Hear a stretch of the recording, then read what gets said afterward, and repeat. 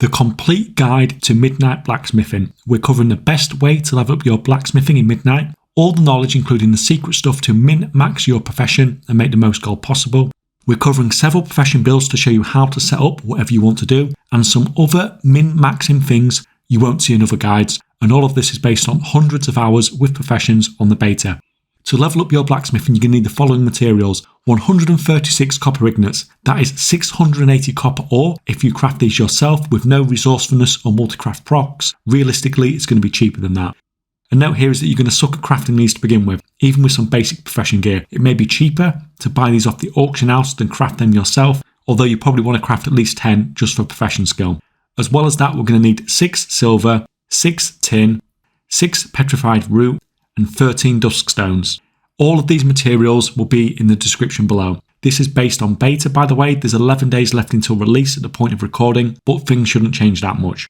So get your 136 copper ingots either by crafting them all yourself or buying some of them from the auction house. From here, it's super simple. Turn first time crafts on and craft one of absolutely everything that you can get from your profession trainer. Just blitz through all this. Every single item you craft for the first time is going to give you a knowledge point and some profession moxie.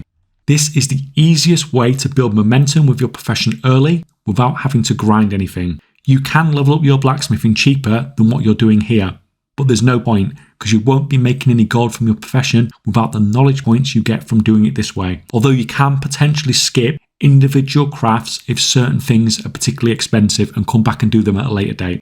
Now, what you actually do with all this stuff that you're crafting is up to you. Because there's so many people doing this, it's probably not worth selling on the auction house. It's basically going to be zero. And the vendor price on this stuff is really low as well. You could disenchant it if you can be bothered to do that. That's probably your best option. Once you've finished that process, then you should be on about 50 blacksmithing skill, depending on RNG, 30 blacksmithing knowledge points, and 300 blacksmithing moxie. That's a good start. That is the basic blacksmithing setup that you're going to do whatever you're doing with the profession.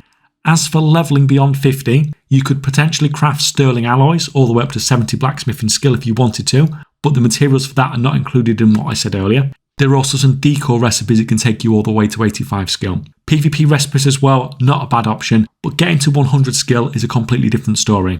When it comes to profession skill, if you don't have a reason to level to 100, then don't bother. If you need it for rank 2 crafting, weapon crafting, whatever, sure, go for it. But this is going to be expensive, and it's something that will get cheaper and cheaper the longer you leave it as materials go down in price. So yes, if you need to power level it, then go for it. But for example, if all you want to do is craft rank 1 alloys, then profession skill being at 100 gives you 0 benefits.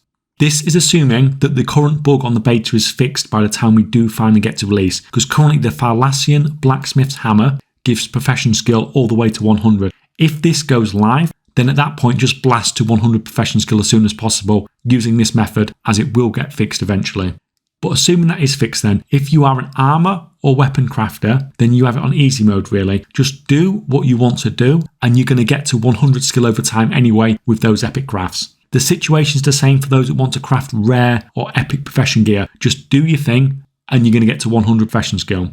For anything else, it gets a bit more complicated. One option is to craft Sun-Blessed Blacksmith's Toolbox. You get this recipe just by getting Craftsmithing unlocked, so everyone's going to get this pretty much, and you can just spam create this to 100 skill, although this is not going to be cheap. Just by unlocking Armorsmithing or Weaponsmithing, you get an epic craft rank from there, but you need sparks for these, and without the knowledge here, you can't craft these for anyone else really. So you have options here, but they're not great ones. You could potentially spend 150 moxie on one of the epic profession recipes and craft these. This is going to be cheaper than the Sun-Blessed Blacksmith's Toolbox because these give 3 skill ups instead of 1, but it's going to cost you moxie for that as well. In conclusion, assuming that the bugged blacksmith hammer is fixed, if you're an armor, weapon or high-end profession gear crafter, then leveling your profession skill up to 100 is going to be pretty easy. Anything else, it's more expensive, but alloy crafters don't need to worry too much because you do overshoot on skill quite a bit, so you don't necessarily need to get to 100 profession skill to craft at rank 2, but it does help, as we'll see later on. Anyway, before all that, you should probably go and collect your 8 blacksmithing profession treasures. This is essential. Between them, they give you 24 knowledge points right away and a chunk of profession moxie as well. You're not going to be competitive until you've got this done. To start with, we are heading to the western part of Silvermoon City at 26.9, 60.34 in this little building to grab the Deconstructed Forge techniques. We can find the Silvermoon Blacksmith's Hammer 48.53, 74.82 in central Silvermoon City near the Sanctum of Light. Not too far away from the last treasure, we have the Sindori Master's Forgemace 49.25, 61.34 just south of Murder Row in Silvermoon. Next we head south into Eversong and we're going to 56.81, 40.74 for the Metalworking cheat sheet from the floor inside this building. Head to the southern part of Eversong and at 48.34, 75.74 we have the Silvermoon Smithing Kit just sat on the barrel out in the open.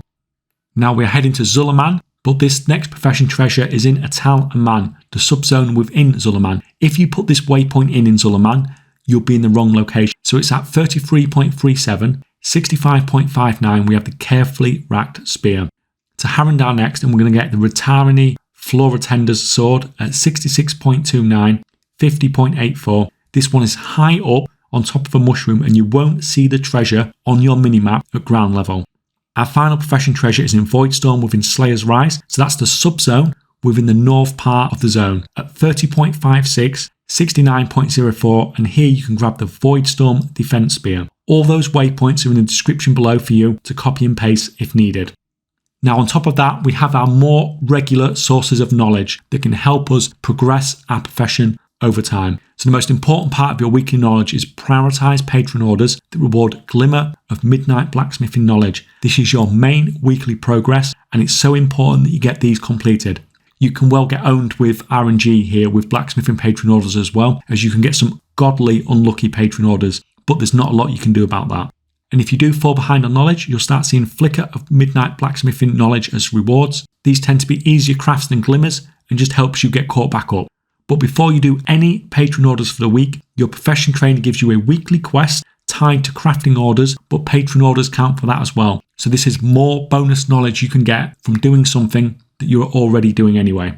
Similar to last expansion, we can collect a Fallacian Whetstone and an infused quenching oil every week. These give 2 knowledge points each, so a total of 4 knowledge points available there. These come from world treasures, and you'll be glad to know that it does feel like the drop rate here has been buffed compared to what we are used to in the last expansion.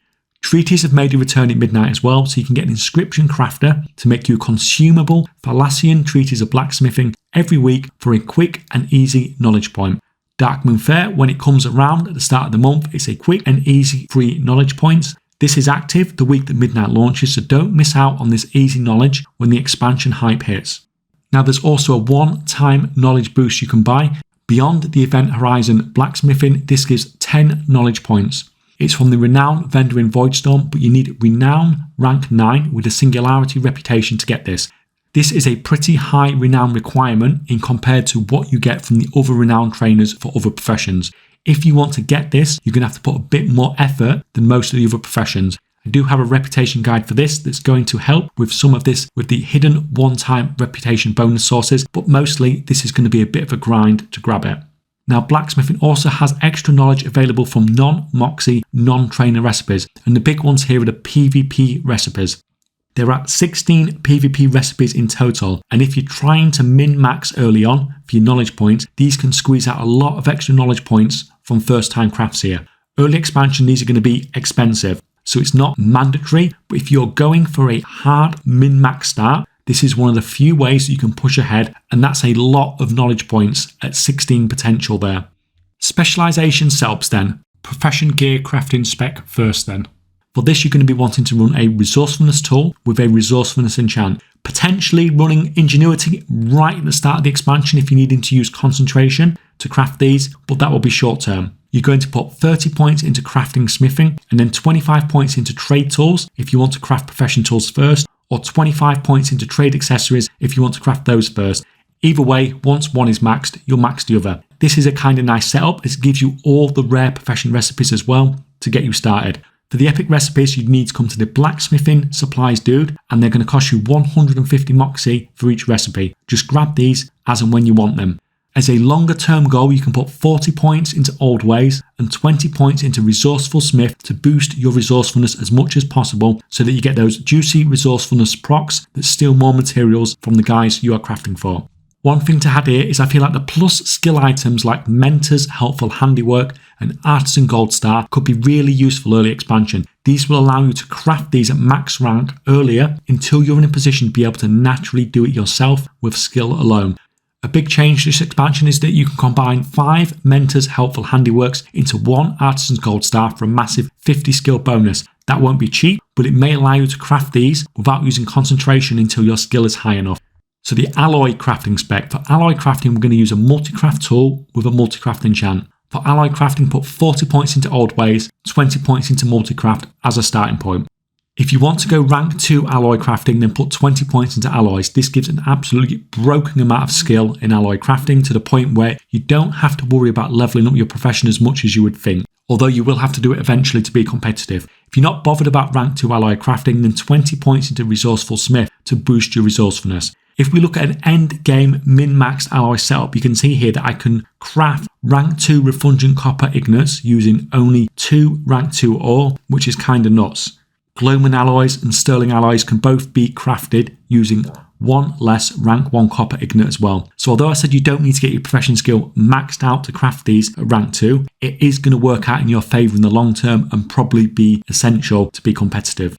For buff stone crafting, we're going to use a multi-craft tool with a multi-craft enchant. There's a lot of crossover here with alloy crafting spec. So we're going to go 40 points into Old Ways, 20 points into multi-craft, and 20 points into Resourceful Smith. This gives us all the possible bonuses to create both buff stones and alloys from the knowledge tree, from a rank 1 perspective at least anyway. If you want to craft these at rank 2, for the finesse stones, you need to put 30 points into craftsmithing and 25 points into tool stones. And if you want to craft the rank 2 weapon stones, then you need to put 30 points into weaponsmithing and 25 points into weapon stones. Not really much more to say here except that this looks like a good route to take if you plan to initially start with alloy crafting. Once you finish with your alloy crafting spec, you can potentially run this over into a buff stone crafting spec as well with the amount of crossover with knowledge we have here. Weaponsmithing, Armorsmithing, for this you're going to be running a resourcefulness tool with a resourcefulness enchant, like with the profession gear crafting, potentially an ingenuity one right at the start of the expansion if you need to use concentration for those really big epic crafts. Weaponsmithing and Armorsmithing is quite simple really. Whatever you want to craft, just max out that node and the preceding nodes. This is nice as it unlocks the recipe as well, although there are other recipes for a lot of these besides the ones you get from knowledge. At some point, you do want to go over to Old Ways to max that and Resourcefulness Smith out for the resourcefulness bonus, but that's a 60 knowledge point commitment. The resourcefulness procs are really nice, but more recipes is really good as well. The point you do this is completely up to you, but personally I would probably be pushing more recipe unlocks initially. Now there is a bit of leeway here with skill versus recipe difficulty, which helps. This is going to help you unlock max rank crafting earlier, and like I said with the profession gear earlier on, you can use some of those plus skill items early on so you can craft these at max rank as soon as possible without concentration. Crafting speed is essential for a lot of this if you want to maximise your gold per hour. We're going to use the Vial of Quick Hands from Dragonflight. Yes, this still works in Midnight and it gives a 30% crafting speed bonus. At the time of recording, the Weaver buffs from the War Within are still working on Midnight crafts, which means the best place to craft is currently in Dornigal with your Midnight crafting. Hopefully this gets changed because it kind of feels awful to be crafting in the previous expansion city. Always check your profit margins before committing to anything. Craft sim is generally fine. I'll have a shameless bump here for my crafting sheet on Patreon as well. That is awesome too. We have 20 plus free Midnight Profession gold making guides on the Discord. That's linked in the description below. So if that is helpful, please come and join us. And a like on this video is massively appreciated. Thank you guys.